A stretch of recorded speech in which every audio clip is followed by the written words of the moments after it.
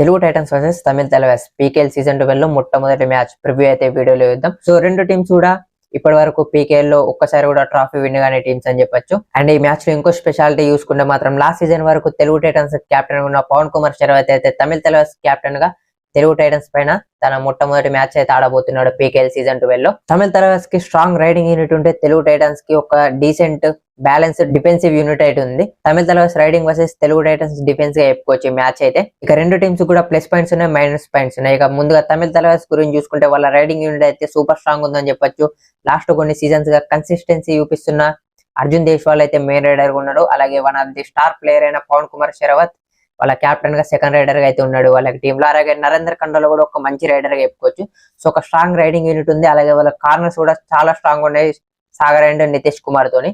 కానీ covers young covers ఉన్నాయి కాబట్టి కొంచెం కవర్స్ లో వీక్నెస్ అయితే ఉందని చెప్పొచ్చు తమిళ తలవాస్ కి. తెలుగు టైటన్స్ చూసుకుంటే ముగ్గురు డిఫరెంట్ రైడర్స్ ఉన్నారు. రైడింగ్ ట్రే అయితే చాలా బాగున్నప్పటికీ లాస్ట్ సీజన్ లో భరతుడ ఫామ్ అంత బాగాలేదు. సో అతను ఎలా పర్ఫార్మ్ చేస్తాడు, లాస్ట్ సీజన్ లో సూపర్ మ్యాజికల్ పర్ఫార్మెన్స్ ఇచ్చిన Vijay Malik same performance repeat చేస్తాడా లేదా చూడాలి ఇక్కడ. అలాగే డిఫెన్స్ లో కూడా అజిత్ పవార్, అంకిత్ జగ్లన్ ఎలా పర్ఫార్మ్ చేస్తారనే దాని మీద తెలుగు టైటన్స్ డిఫెన్సివ్ యూనిట్ అయితే ఎక్కువ ఆధారపడి ఉంటది అని చెప్పొచ్చు. సో రెండు టీమ్స్ కూడా మంచి బ్యాలెన్స్ గానే కనిపిస్తున్నాయి. సో రెండు టీమ్స్ ఎవరు విన్ అవుతారని కూడా కింద కామెంట్ చేయండి. చాలా ప్రో కబడ్డీ వీడియోస్ మన పేజ్ లో ఉన్నాయి, వస్తాయి కాబట్టి మన పేజ్ అయితే ఫాలో అయిపోండి పీకేఎల్ వీడియోస్ కోసం.